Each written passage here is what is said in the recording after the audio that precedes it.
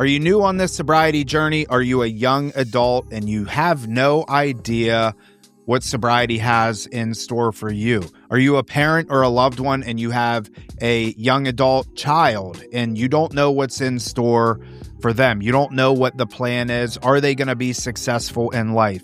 In this episode, we are giving you a playbook on how to be successful in your sobriety. In this episode, we have on George. He has 11 years clean and sober. Yesterday, he graduated with 2 master's degrees. He started in the same place that you're starting now. You're gonna love this. Enjoy the show. Here we are, Real Recovery Talk. I'm your host, Tom Conrad. In today's episode, we've got Benjamin B. What's happening, everyone? We have George. George, how are you, sir? Good. How are you? Good. Thank you. First things first, thank you for tuning in on the podcast app, whichever one that you choose to use.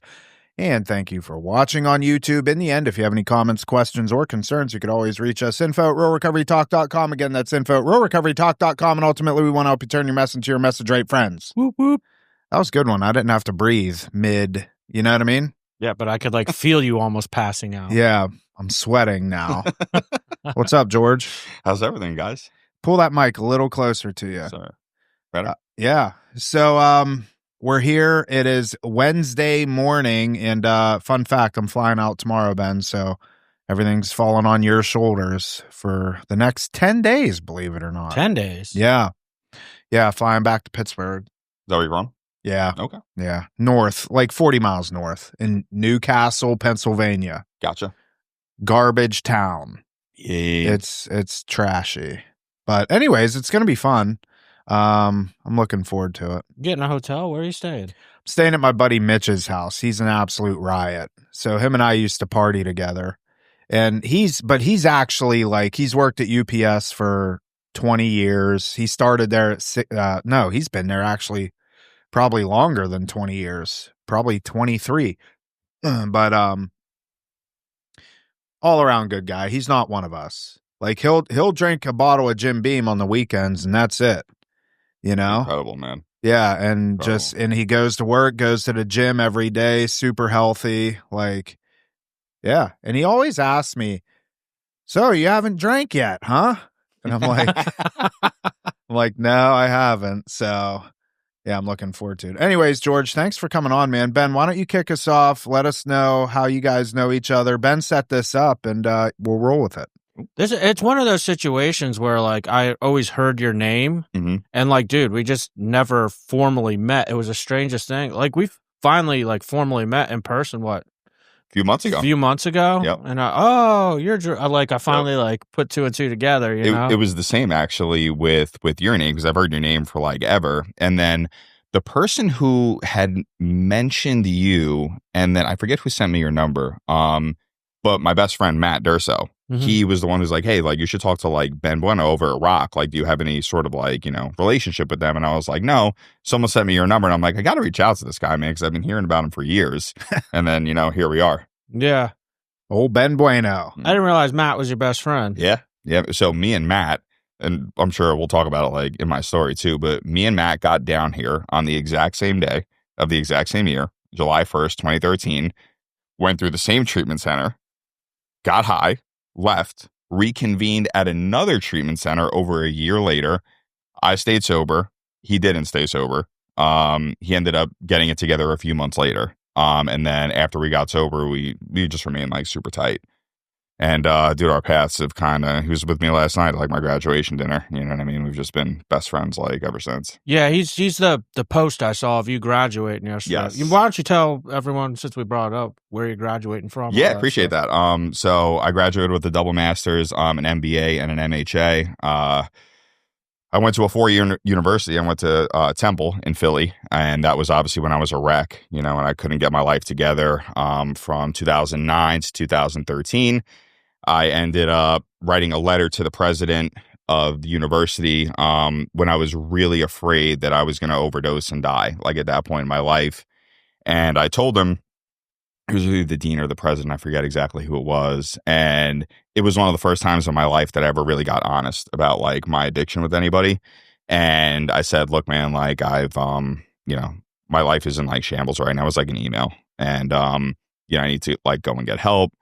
And that person, he ended up emailing me back and said that his nephew, I believe it was fighting like the same battle, and to like go get help. And they weren't going to kick me out of the school or anything like that, because I was on the verge academically of failing.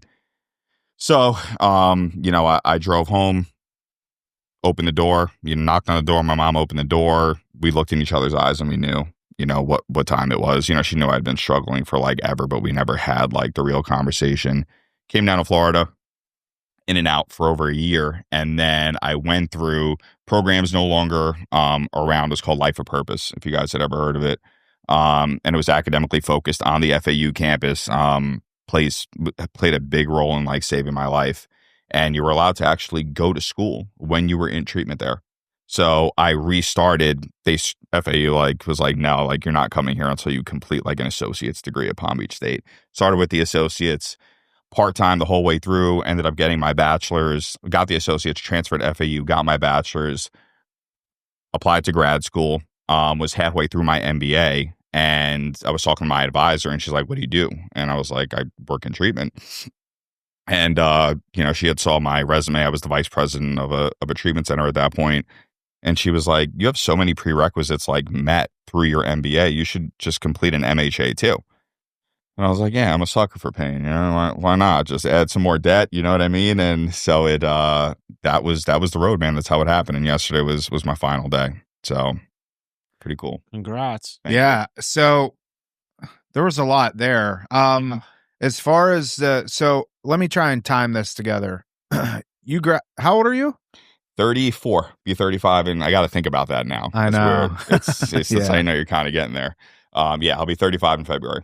Okay, so you went to Temple in Philly, and you didn't complete there. Nope. How long did you?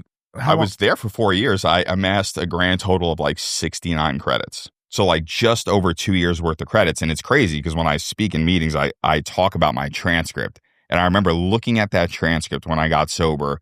And the first 2 years I amassed, basically the amount of credits like that was like standard for like 2 years.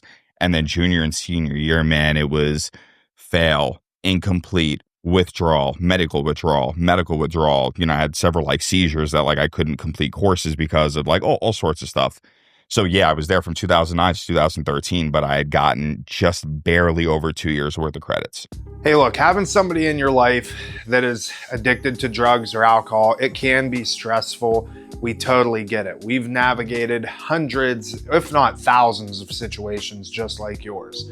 This is why we developed the Family Reconnect program with you in mind, the family member or loved one.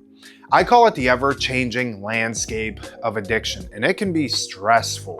A lot of times you get angry, frustrated, worried, scared, just a lot of emotion, but you need support. You need people like us and your peers that can come alongside you to help you navigate this situation. This is why we put this program together. We meet every Tuesday at 6 o'clock Eastern time. We're a few weeks in now, and it's an absolute blast. We love it, and we want to invite you there. So if this is something that you're interested in, go to realrecoverytalk.com/FRC, and I'll see you on Tuesday. And then you came to Florida in 2013. And how long after you got clean you enrolled? So you went to, I remember that program at FAU. I do remember that. I wanted to ask some questions about that. Yeah. So how long after you got clean did you enroll back into school? So after I finally got clean, it was almost immediate. I went to detox for 7 days. They knew my history also. My primary therapist from my old treatment center was the person who set me up with like this new treatment center. I was like, you can't come back here. You've been here 6 times. Go somewhere else that like works for you. And he saved my life by doing that. But when I had first gotten down here, the first place I ever went to, they're no longer around. They were really good to me, but I could not get it together. That was 14 months of just like hell in and out, the whole nine. And when I finally landed at Life of Purpose, that was September of 2014. And that's when I started school. Okay. And then, so you completed your bachelor's there. I completed my associates there. because they didn't even let me go to FAU to complete my bachelor's yet. I still had to take like some, whatever courses and associates they thought I needed because certain things didn't transfer. That whole, college like scam that they get you on. You know what I mean? Yeah. So that's how it started there. And then I was able to transfer to FAU to start my bachelor's. So let me ask you something because I'm curious about this. Yeah. Life of Purpose, if I heard you correctly, you said that it was on the FAU campus. Mm-hmm. Yep. So was that like through the school? No, it wasn't. It technically did not have an affiliation with FAU. The owner of the facility had gotten his doctorate through that program. And he just was like tied in with like the university, and they had a collegiate recovery program. What was it called? CRC, I think it was like called, the abbreviation or whatever. And he was like the head of that. So essentially, the clinical building was on the FAU property, and then housing was like elsewhere, like in Boca. Gotcha. Yeah. So you could actually walk from the clinical building to the buildings at Palm Beach State or FAU to take your classes. Oh, because they were that close together. Mm-hmm. Yep. You were right there. Oh my gosh. Yeah, that's man. cool. Yeah, that's super interesting because like I'm sitting here thinking about it. Honestly, Tom and I usually have the same suggestion. Obviously, it's not black and white, but like we'll get somebody to us and they're like, oh, I want to get in school right away. Mm-hmm. Usually, and there's no rule on this, but I tell people like, man, wait like a year because what I see happen is people sign up for classes before they're like recovery solid. Mm-hmm. Next thing you know, they're withdrawing and dropping out. They bit off more than they could chew because let's call it what it is. Tom and I, we met in the addictions program at Palm Beach State. Okay. But most people in that program were like pretty newly sober, like went to treatment. All of a sudden they want to be therapists. Yeah, of course. Right, naturally. But I remember like we're sitting there with our classmates, man. And any good addict, dude, I did it right. In my opinion, like I would take 2 classes every semester. I watch everybody else with their addictive personality, like sign up for like 6, 7 classes. Right. Then they're all failing, withdrawing. And like, so I also waited till I had 2 years. It wasn't planned or intentional. I just like at 2 years, I was like, oh, I think I should go to school. It wasn't. Of course. But I usually tell people kind of hold off. But the way that that's set up. They structured it perfectly, man. Yeah. So it was technically PHP and IOP. But it was a 2-month inpatient setting. So you couldn't have your phone. You were brought everywhere that you needed to like go, the whole 9. They didn't give you your phone when you went to class either. So you signed up like with with your case manager, essentially. She would be the one to sign you up for classes. You would have to go during the hours that clinical was sort of like there.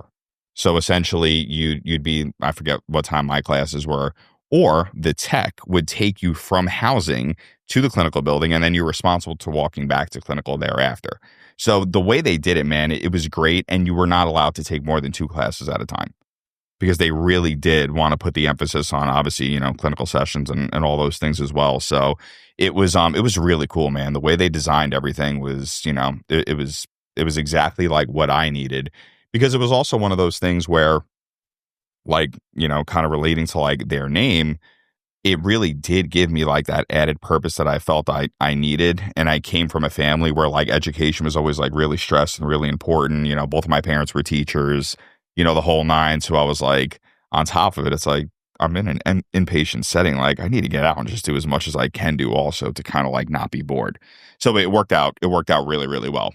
I'm curious. It doesn't exist anymore. Mm-hmm. Why didn't it work or stay around? I don't know the exact reasons behind it. So I know that they ultimately sold to another company. I think that company might have had no idea like what they were doing in terms of like operating and owning a treatment center. As we know, like it's a very different beast than, a typical business. That's why you see so many people who like acquire treatment centers and they have no idea like what they're doing, and it lasts for like 6 months. Yeah. So I think that might have been what it is. But I couldn't definitively say.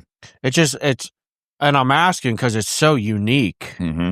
Like, I'm like, I wonder if other places, schools could duplicate that, I haven't seen many who have even tried, honestly, man. I've never heard of anything like it. No, but it was special. It really was. And that's where me and Durso both ended up getting like sober, through. That was our last like stop on the bus per se. It's funny that too, that the evidence behind like the abilities of addicts once we get sober, dude. Like, because you said Matt's your best friend. He's another example, dude. Like, he has his PhD and I don't know what, something to do with addictions. Yeah, clinical counseling. He's a clinical director of a program. And he's young too, dude. How old is he? Well, he's 10 days older than me. Yeah, man. But like, and super involved in AA. Like, Yes. that's how I met Matt, through Alcoholics Anonymous, my home group at the time. But like, he's a clinical director today. Just, dude, it just goes to show, like, you go from being a junkie, and you were talking about it before we hit record, like, you know, here you are graduating, double masters, you got an 18-month-old daughter, like, the fact that you can work full-time, go to school, you have a daughter, like, I don't want to hear excuses from anybody, bro. Yeah, exactly. And I couldn't have said it like better myself. And it was funny because when I would and this is long before I had all of those responsibilities that I even have now, but I was the director of housing, worked my way up, you know, through this company, and the clients would there's always an excuse. You know what I mean? Like, oh, you know, my life's so hard and this and that, you know what I mean? And look, I'm guilty of it too, right? Like, we all feel bad for ourselves at certain points. You know, life does get hard. But at the end of the day, you know, I was tired of just like making excuses for my life, man. It got to a point where I was just so exhausted. And then, I would just relay that to clients when it was like, oh, I don't know what I'm going to do. And I'm like, the only thing you really need to like worry about is putting one foot in front of the other. You're in like PHP right now, dude. You're at the ground level. And that's not like an insult, right? Like, you're building the foundation for like your life. So stop bullshitting. You know what I mean? And just do what it is that's suggested to you, because I promise anyone who actually has your best interest in mind is not going to give you a suggestion that is not going to benefit you in some way, you know? And that's just what we try to like reiterate, you know, through AA, you know what I mean? Through 12 steps and like all those things, but in treatment as well, you know? So I like the direction that this is going. Me too. But before, and I have a couple of questions, but before, and very briefly, drug of choice was? Xanax, alcohol, and painkillers. Dude, me too. Minus the painkillers, Xanax, alcohol, and a little bit of booger sugar. You know what I mean, Ben? Okay, so, and then also elevator version of like what made you just like stop. How I ended up getting sober, essentially, like the pivotal moment. Yeah, the pivotal moment was I had relapsed several times in that first treatment center I was telling you about that I was in and out. I moved out with a roommate from my halfway house. I did all the shit that they tell you to do. You know what I mean? Move out with your roommate, work at, you know, Metro PCS and have no money and have your mom paying your bills. You know what I mean? That's all the shit that I did. You know, so I ended up getting, and here's the thing, right?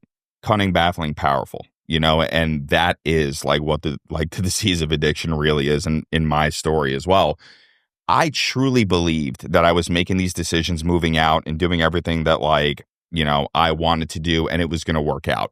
I ended up moving out to this apartment. Me and my roommate at the time were literally hiding, getting high from each other. We're both getting high and we both like don't know it. Yeah. Amazing. So I only found out because I went on top of the fridge for the bread, and I pulled off these pieces of paper, dude, and it's fake money printed on these like sheets of paper. And I'm like, what is this? And I put two and two together. So I go in his room and I'm like, dude, are you beating our drug dealer with like paper money? And he's like, yeah. I'm like, dude, you're going to get me hemmed up. Like, I'm going to go there and get like my ass kicked. So that was a whole thing. But anyway, lo and behold, in that apartment, we're, you know, getting high. And as we know, it stopped working a long time ago. Drinking and drugging no longer worked. It was no longer a solution. The minute I would put that in my body, I would have momentary relief, followed by being absolutely miserable. And the real catalyst that you asked, I started to become suicidal. And that was the first time in my life that I was really, truly like afraid. And I called that therapist that I told you about. And I said, look, like, I don't know how much longer, like, I'm going to make it. Like, I need help, you know, I need help like ASAP. And that's where like the process started. But to sort of surmise that, I got suicidal. That was like the first time in my life that I was really, truly scared. And I'd been through a ton of shit. But that was the time that I was like, okay, like now it got to a point that I'm no longer okay with like sort of withstanding like this pain anymore. I need to like do something. Yeah. That's a very painful place to be. Very. And I think not a lot of us experienced that. And I experienced it. I know, Ben, you did too. Okay, so I'm glad. And the only reason I asked that was really because we normally talk about that stuff, and we didn't.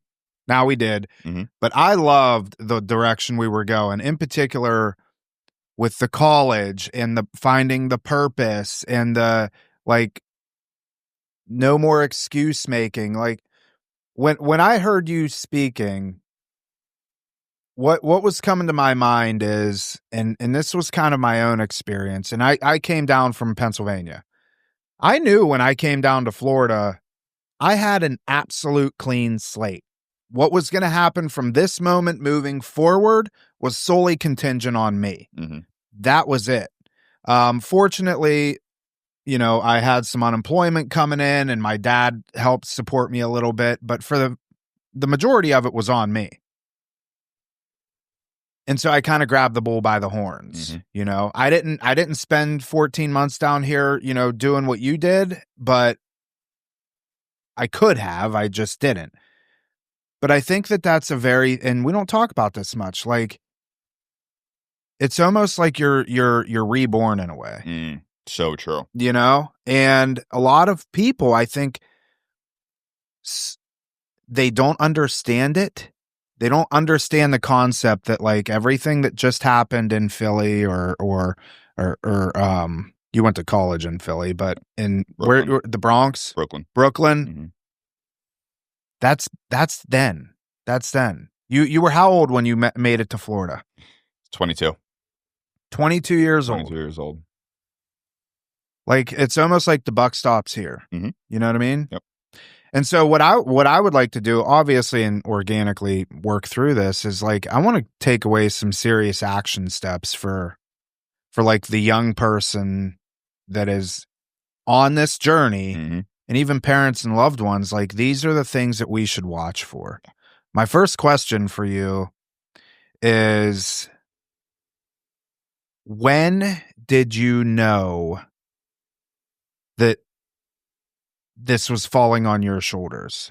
Like, when did you make the conscious decision that like, okay, I can't ask for, I'm no longer working at Metro PCS and having mom mm-hmm. pay the bills? Yeah. When was that? Yep. So essentially that happened when I was in sober living, just like last time around. So I'm very, very grateful that I had a mom. And my father passed away when I was younger, but my mom was always, still this day, is like my biggest cheerleader. So her condition, she set this boundary, man. You know what I mean? It saved my fucking life. It saved my life. And she said to me, I will always support you so long as you are doing the right thing. And I will always be there to help you get on your feet, you know, to a reasonable degree. You know, I'm not going to pay for everything you want, as long as you were doing the right thing. And that saved my life. So in the very beginning, she helped pay my rent, you know, at that halfway house. I was responsible for everything else. So, you know, the money to get around, the whole nine, you know, and all that. I was whipping smoothies for $8 an hour at that time. It was wild, man. It's the happiest I've ever been. The happiest I've ever been in my life, man. That was the moment when I realized it was all on me. Is that, look, I was going to have like some support till I got on my feet. That was the scary part, was like, okay, like once I'm on my feet, the diapers come off.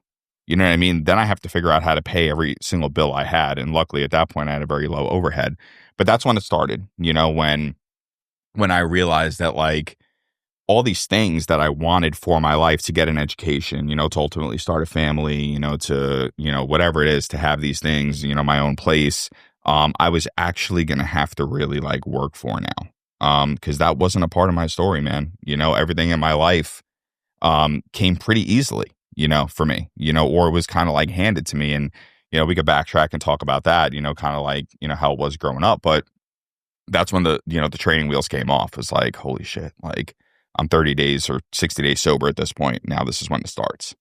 So, but you grew up in a life, again, me similar, like it was me and my dad. I basically got everything I wanted for the most part. Did you have a similar? Exactly. So I grew up, I have an older sister. She's 13 years older from my dad. So she lived with us until I was like 2 or something like that. So I don't even really remember growing up with my sister. We're still very close. She's at my house right now. Came down to visit the whole nine. She's an amazing, part of my story. But yeah, it was the same thing. It was me and my mom. My dad died when I was about to be 11. So my mom is really the one who like raised me type of deal. So yeah, and kind of it was more like being raised as an only child, right? And my fiance loves to remind me that I have like that only child syndrome that I never knew existed because I was an only child. It gets worse once you get married, just a heads up. I'm telling you, man, it's really made me take a look at myself. It really has. But yeah, that's exactly kind of like how it happened, So you got whatever you wanted pretty much. Pretty much anything within reason. And I used to hate admitting that. Now I don't, because now everything I have is like what I work for. But yeah, I got pretty much, anything and everything that was within reason, and I would do, what I was asked. So it wasn't like I was like a spoiled little brat that got everything. But, yeah, to answer your question. How important was that $8 an hour whipping smoothies job for you? Oh my God. In hindsight, so important. At the time, it was paying the very few bills that like I had. But I'll tell you what, and I know people listening to this can relate, and maybe some of us like don't relate. It was just peaceful, man. It was easy. It was exactly what I needed, like in early recovery. My early recovery looked like whipping those smoothies, going to a meeting every single day, meeting with my sponsor once or twice a week, doing my 2 classes, you know what I mean? Going to IOP. And that was like my life. And it was perfect because I was busy, but I had this level of humility through like what I was doing.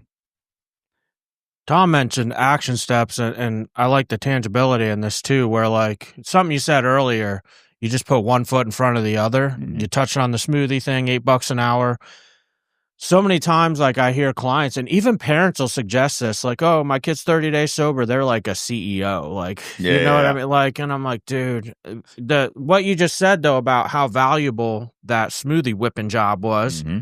like the 3 of us sitting here have very similar stories in the way that our recovery progressed into professionally being able to support ourselves, having families and stuff. Like, one of the things that I'm kind of hearing is it's almost as if I'm guessing you did the same as we did. Like, anything that I did, it wasn't extravagant, but I did it to the best of my ability. Mm-hmm.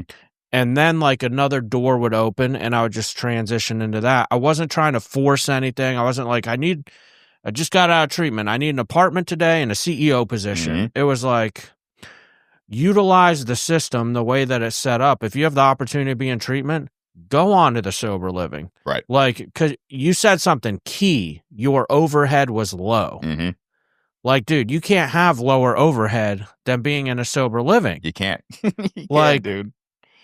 It's the opportunity to utilize the system in order to build your life, dude. And I think all 3 of us did the exact same thing to get to where we're at today. Yep. Because parents ask me all the time, like, how'd you get to 14 years? How'd you get to where you're at today? If you like literally just did the best at whatever I was doing at the time. It's a slow burn, man. It's a slow burn. And that was something that ties into kind of what we were just talking about, right? Like my whole life, I was so used to instant gratification mm-hmm. and not having to like really work for it and things just being sort of like given to me and all that.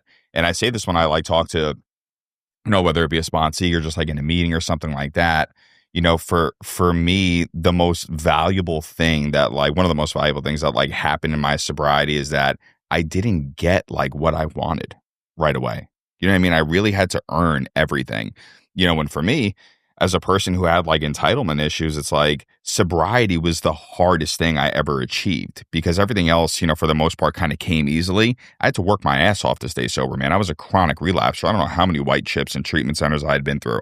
And it got to a point where I was like, holy shit, you come to the realization that like, this is not going to be easy. And I am going to have to like work for this, right? But the alternative to that is like to continue suffering. That is so much harder, man, than just sitting down and listening to somebody, when you kind of, take the shit out of your ears and you're ready.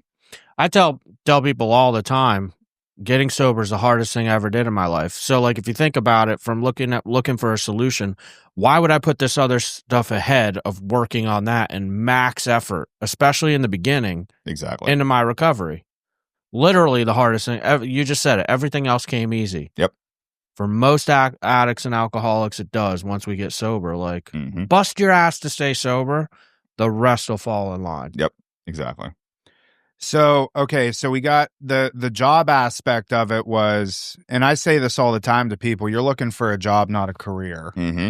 I don't care. And we say it all the time, go fold t-shirts at Target for $15 an hour now. I mean, it's kind of doubled since we got sober. My first job in sobriety, I got paid $11 an hour. So, but yeah, so just get a job and not full time either. You didn't work full time. No, it was how like many 25, 30 hours a week. Okay. Like that. And so how much clean time did you have at this time when you're whipping smoothies for $8 an hour?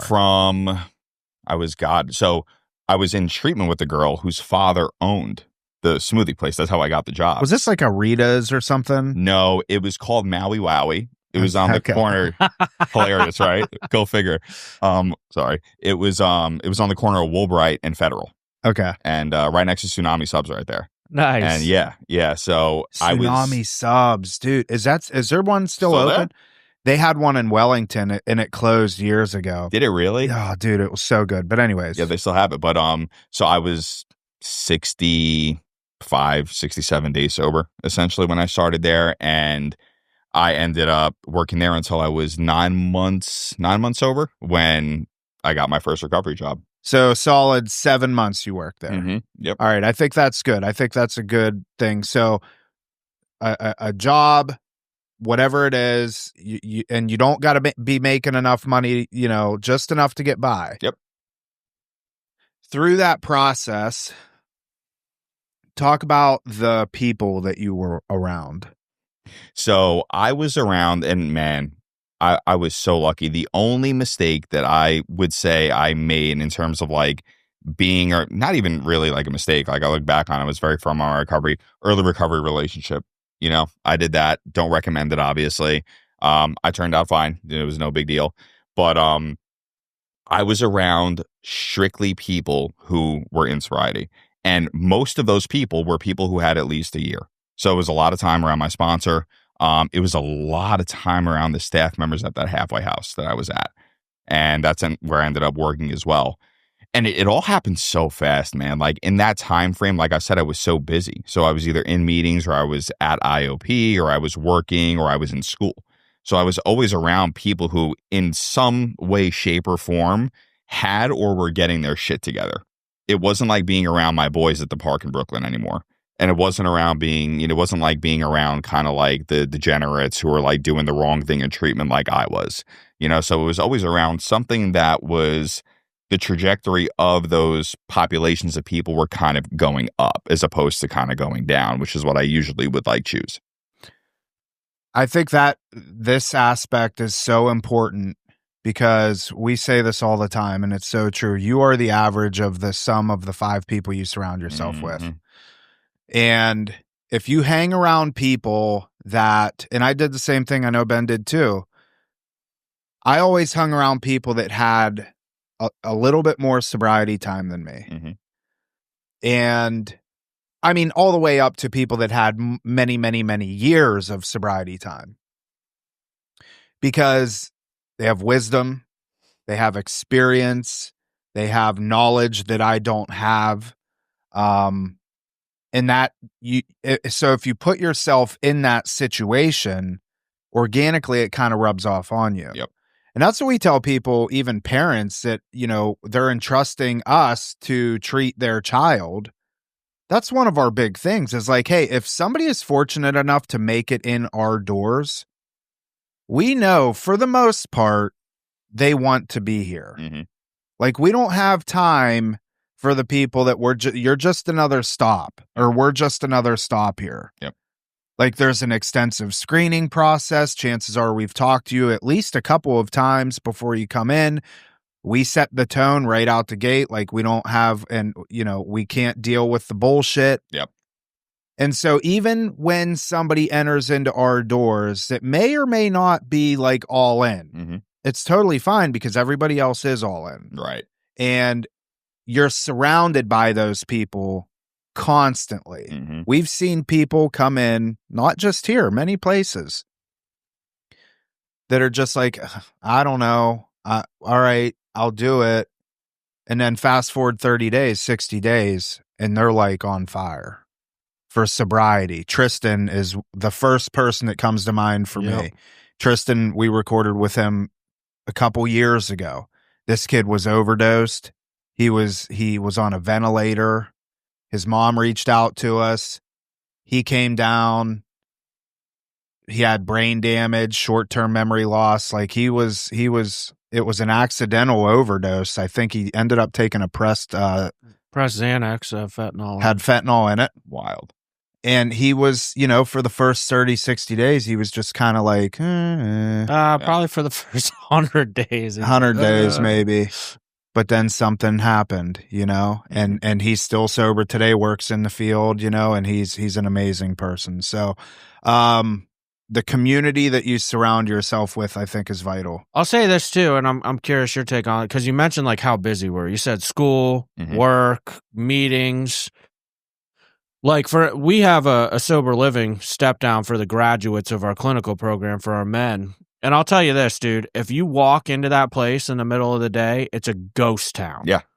There's nobody at our sober house. You would be like, does anyone even live here? I mean, there might be like one or two dudes taking an afternoon nap because they work an evening shift. Or they're sick or something. But like, it's literally a ghost town because the guys that make it, and ladies, they are out and about doing the deal, like being productive. It's like when I get calls from parents like, oh, and they're telling me about their kid and their situation. He's like, he's at the sober living all day by himself.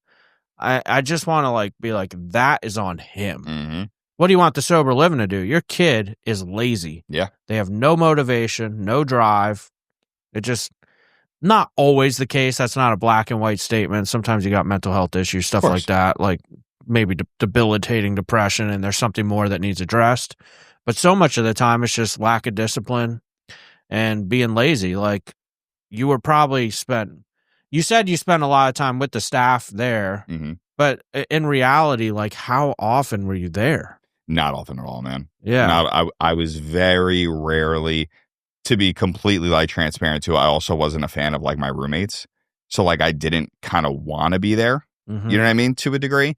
But I also was especially at that point in my life, man, like I didn't want to just sit around. I do not do well with like boredom. Now I'm a lot better with it. At that point in my life, like that was my biggest trigger. And I said that for years. Like having time to just do nothing for me at that point was like the worst thing that like I could have done. It was why, like, especially in the beginning, I was never good with like meditation or like even prayer.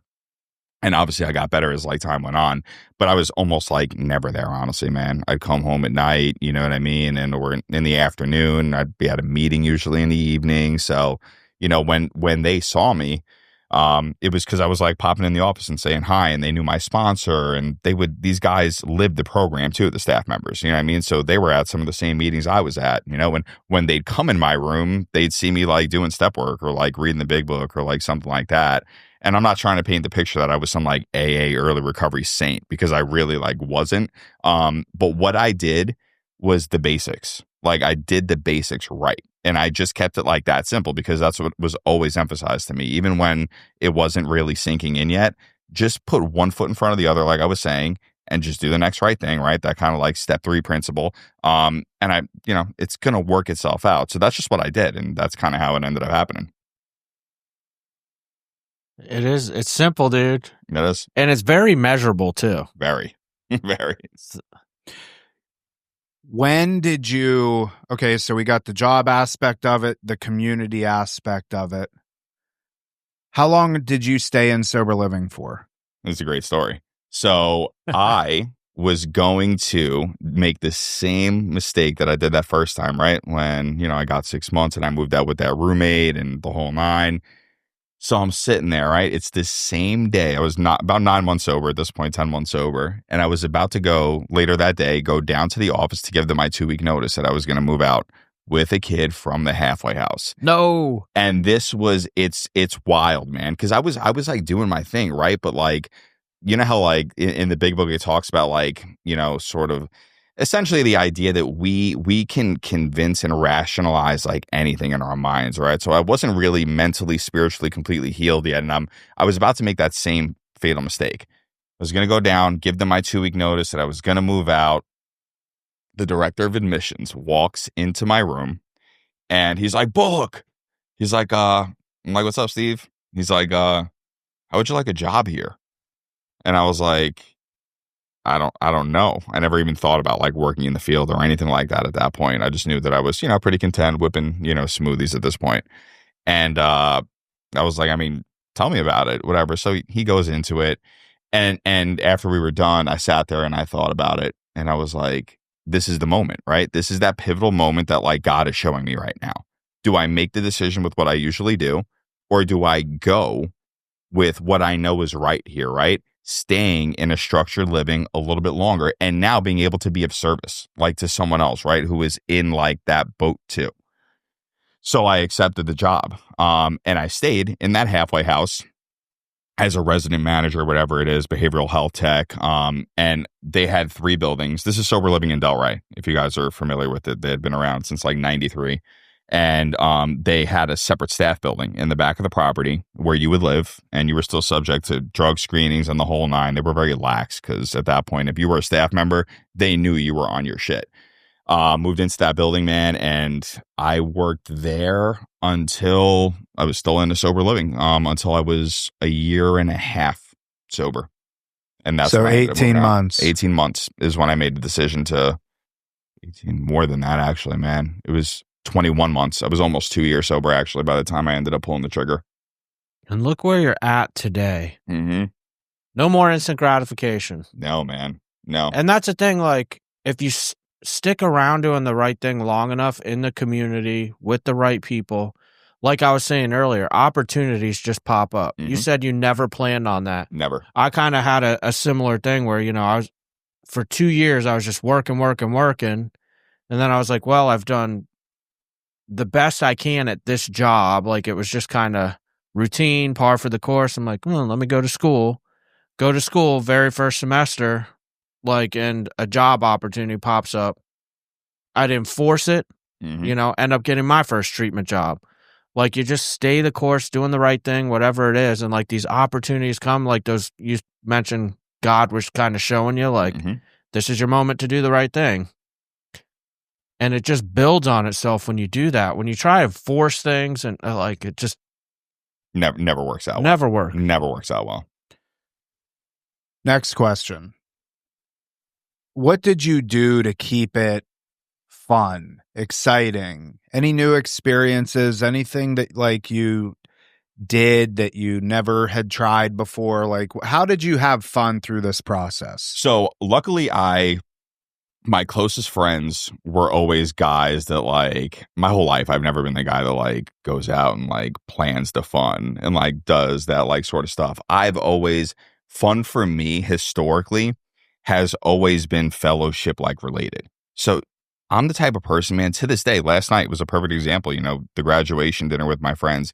There is this like camaraderie that I know we all feel, right? Like when you're with your friends, you know, when you're just having a good time and you're talking about life and you're all in this like common bond of like just knowing you're like in recovery, you know what I mean? And just like just being yourselves, right? And being free. That's kind of like what it was for me more than anything else. And yeah, you know, we would go to the beach and we would do X, Y, and Z and, you know, go.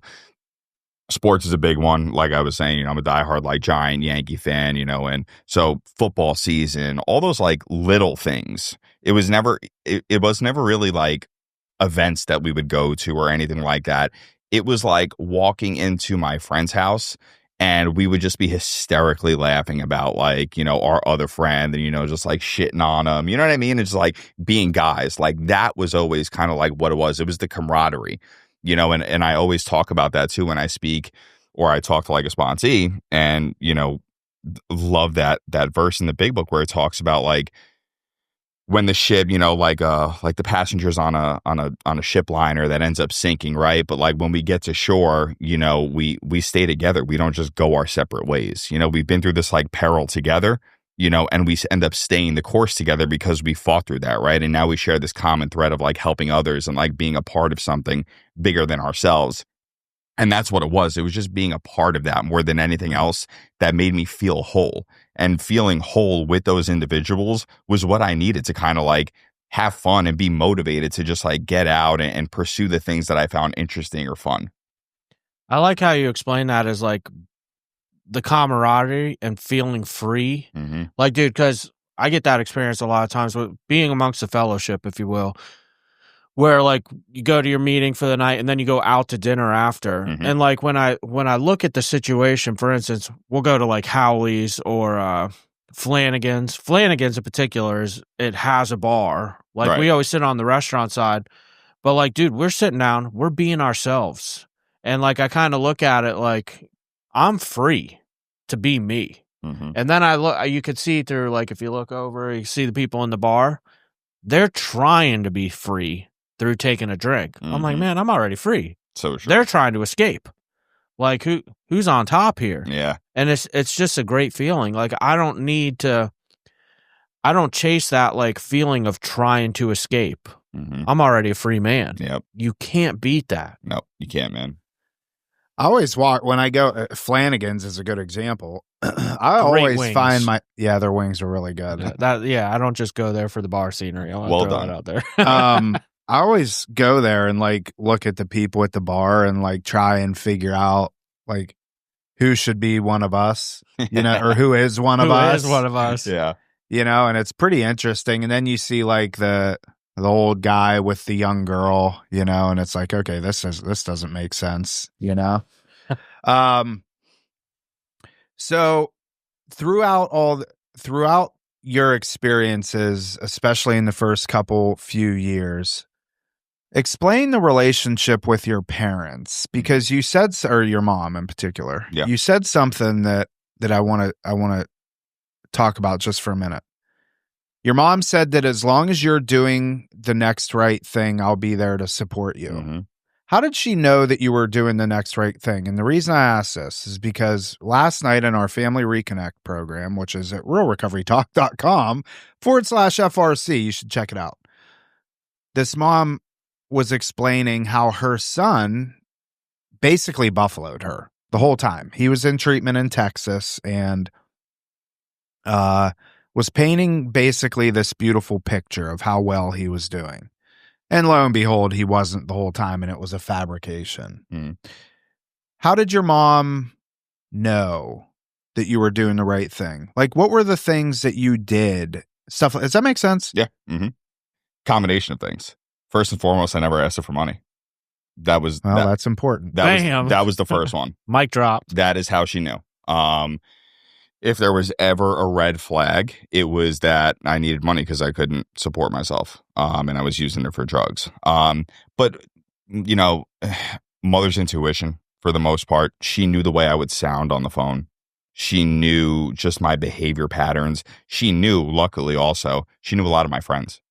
So she had met some of these, people who I'd gotten close with, people in that first year when I was like in and out, who ended up staying sober, that like had my back and were there for me, when I couldn't get my shit together, who would like communicate with her. So if there was ever even like an iota, like where she was like, something might be a little bit off, she had people she can go to who would give her like an honest answer as well.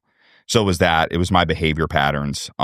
It was literally, I went home pretty frequently, at least a few times a year. So she could tell, I was gaining weight, and I was just happy. I'd call her, I'd communicate with her more. I'd tell her about, hey, like, I got straight A's in like these classes, and, no one's calling you saying I drove my fucking car through the Boca House wall like I did when I was like, getting drunk and high. It's a great story. In essence, am I hearing like you're calling her? I want to point that out. And like telling her the positive stuff that's happening Mhm. versus like calling and asking for things. Correct. Exactly. And Yeah. my mom still to this day like gives me hell, and rightfully so, because I'm not like a phone person. Yeah. So I don't call her as much as like I should. But we always communicate regularly, and even like back then, like she just knew. You know what I mean? She just knew. And my behaviors when using were so erratic and predictably unpredictable that essentially, like, when everything was like calm and she wouldn't hear from me, and she hears, I told her, "Oh, Ma, like, I think I'm gonna sign a lease on a car." She's like, "What? Like, really? That's amazing." So all these behaviors are indicative of someone who's kind of like getting their life together, and she just knew. Yeah. Let me ask you something, because I got this feeling like a mom or dad just heard like, oh, I need to go ask his friends how he's doing. How did your mom develop a relationship with those people that you were surrounded with that were good people, and like that you said would be honest with her about how you're doing? My mom is and anyone who listens to this who knows my mom, man, my mom is an angel. She is like a saint, the most kind-hearted, like loving human being you could ever meet. And any of my friends who have ever met my mom always remind me how lucky I am to like have her. So like anyone who knows my mom like wants to support my mom in any possible way that they possibly can. So my mom, would exchange numbers with like a couple of my friends or whatever, and people who she knew had like a good head on their shoulders and were like doing the right thing. So if there came a situation where like she was weary about me, and this included staff members at the first treatment center I was at, she got like very close with them because they deeply cared about me even when I couldn't get like my life together. Right. And, they're the ones calling her at 1:00 in the morning. Hey, Georgie's back in detox, because he did X, Y, and Z type of thing. So it was those people, and it was just people who had their life together who I had met through the rooms that, she kind of formulated some sort of little bond with. Was it like organic or forced that she like made these relationships? No, with them? not forced at all, man. My mom's like very the opposite of that. She's not a person that like inserts herself in things. So it just kind of like came to like be, and the relationships with the treatment center professionals was a little bit different because she like communicated with them to make sure I was like okay. But yeah.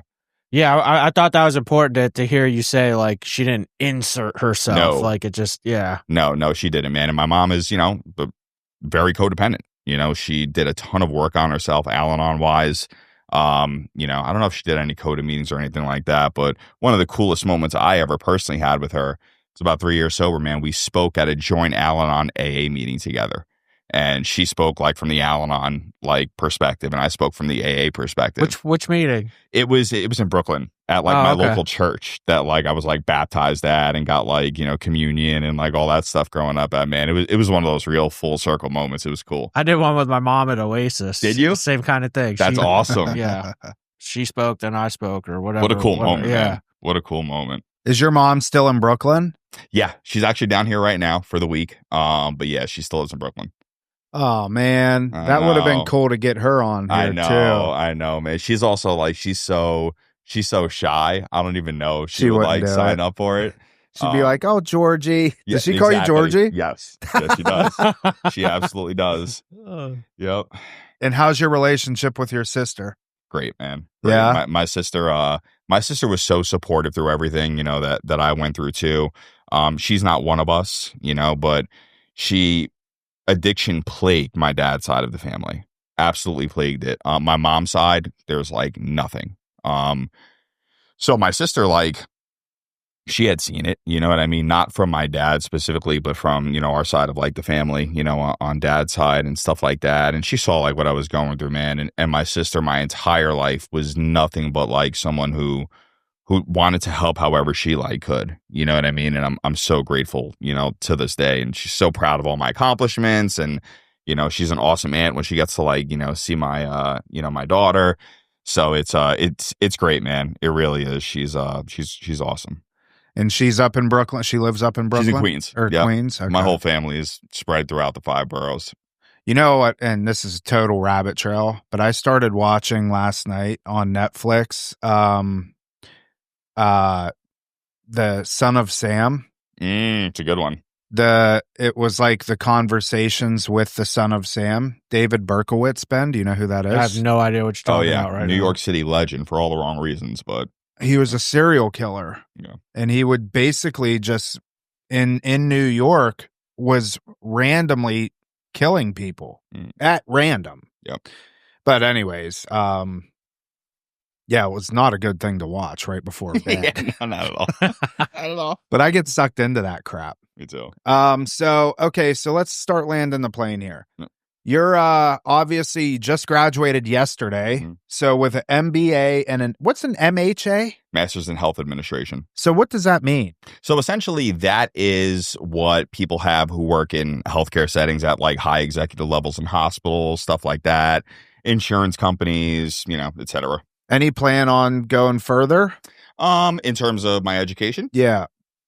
Not at the moment. It's only 24 hours later. My sister has mentioned it twice already. She's like, you should go get your PhD. I'm like, chill. Yeah. I don't need any more debt at this point. Yeah. You know what I mean? I really don't. Let me ask you this, because we didn't really touch on it. I think maybe Tom's going in this direction. Just like brief elevator version, what did it look like professionally? What you're doing today? Because I want people to be up. Definitely. Hear what you're doing today. Started as a tech at that halfway house. Ended up leaving there for an opportunity for a little bit more money. Became a behavioral tech at a different facility that's still around to this day in Pompano. I was there for about a year and a half, and great story, actually. You guys will love this one. So I told you I had crashed my car, through the Boca House wall driving drunk, back in the day. I was driving the van for this treatment center, and I wasn't drunk. I was totally sober, and life is amazing. And I was in the Valero on the corner of Atlantic and Pompano and Federal, and I cut the van wheel a little bit too close to that guardrail by the pump, that cement U-shaped thing that blocks gas pumps, tore the whole side of the van, like wide open, dude. So, oh boy. Yeah. So I get back to the property, and it's a very small world because the director of housing and my supervisor at that point is one of the owners at the place I currently work for now, all these years later. And he was like, man, jokingly, he's like, you're fired. And we're laughing because we're boys. We got sober at the Boca House together and the whole nine.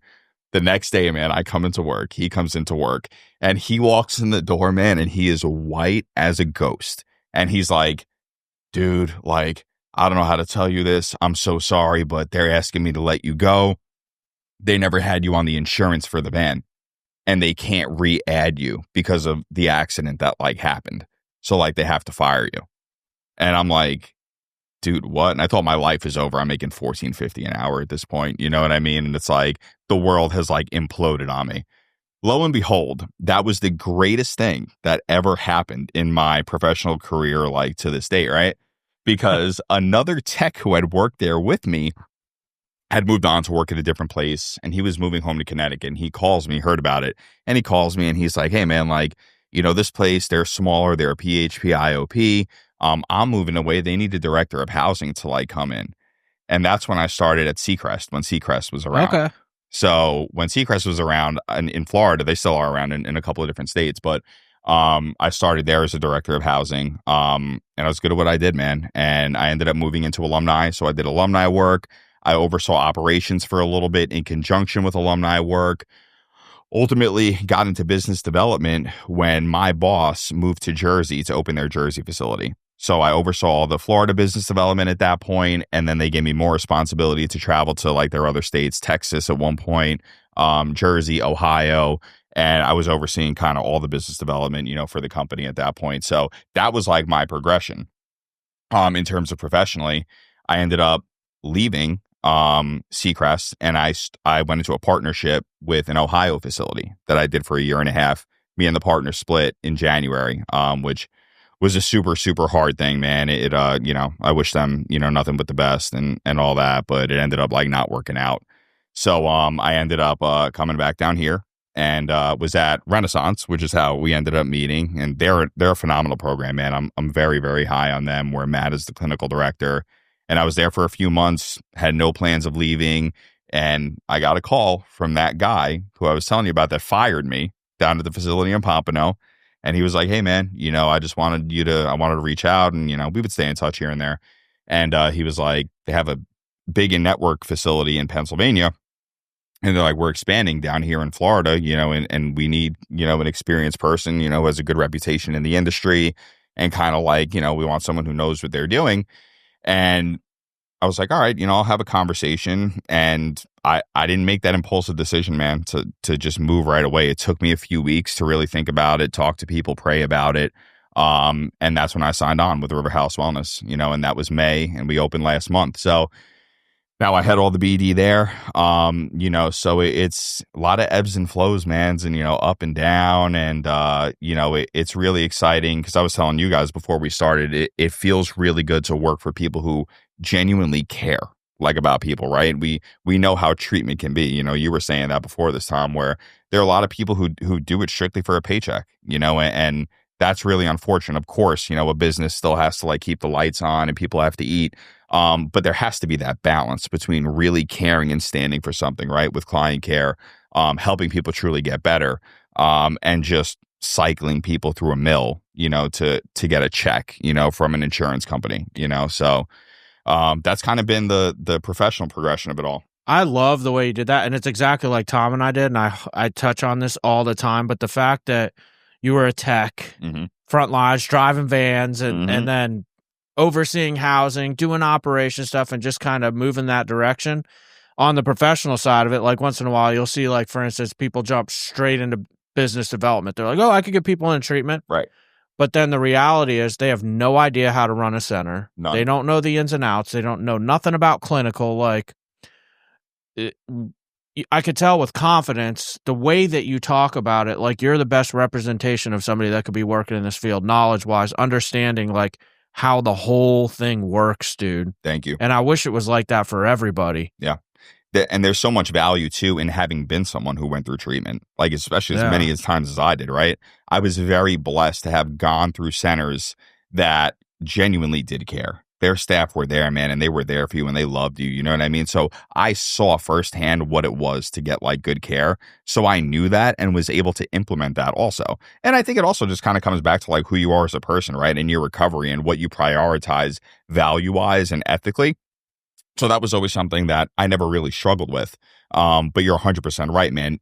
Going through the levels of an organization, it's like, think about, like, the CEO of any major company, right? Like, they know pretty much everything that is going on within that organization, or they wouldn't be like the CEO.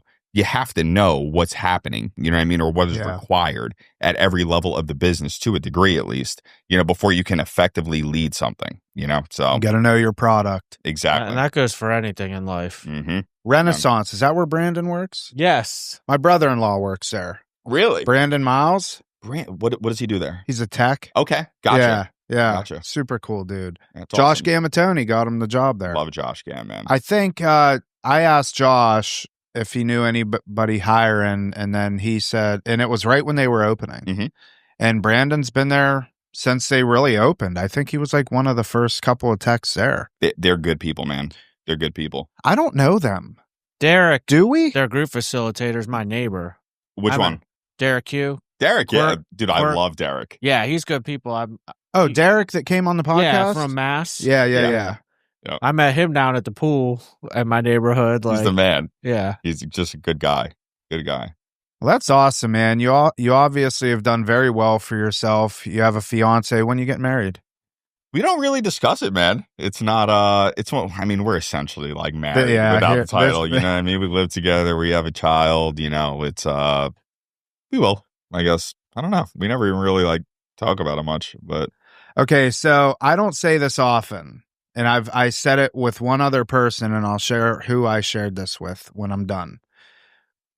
I think you need to start a podcast. Thank you. Number one, again, because I get to wear these, you have the voice. You have a voice for radio.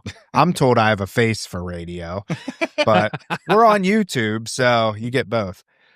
And this is kind of where my brain goes with this stuff. I think you are a perfect example of what a young adult can accomplish in a relatively short period of time. Thank you. From basically, let's just call it what it is. You had 60 credits in college with no direction. You end up in treatment, and here you are. How many years later? Almost 11. 11 years later, 2 master's degrees, you know, doing very well for yourself, a homeowner, fiance, child, stuff like that. So as I was thinking this through, I think that there's something there for, in particular, young adults that are new in sobriety, like step-by-step action plans on how to get your life together. Doesn't have to look like mine. Doesn't mean that you have to go through the next 11 years of your life in school and stuff like that. If that's what you want to do, great, because we all know that how long, I mean, this 11 years has gone by pretty quickly. It sure has. Yeah. I think there's something there. Yeah, I appreciate that. Thank you. And it's not hard. No, it definitely, it seems, look, man, and I'll say it because everyone I'm sure listening to a degree can relate to this. It's fear-based, right? You know, it's like those feelings and those thoughts of like inadequacy, like, oh, what if like we don't get like viewers? What if no one cares like what we say? You know what I mean? And that's just like the insecurity, like talking, you know?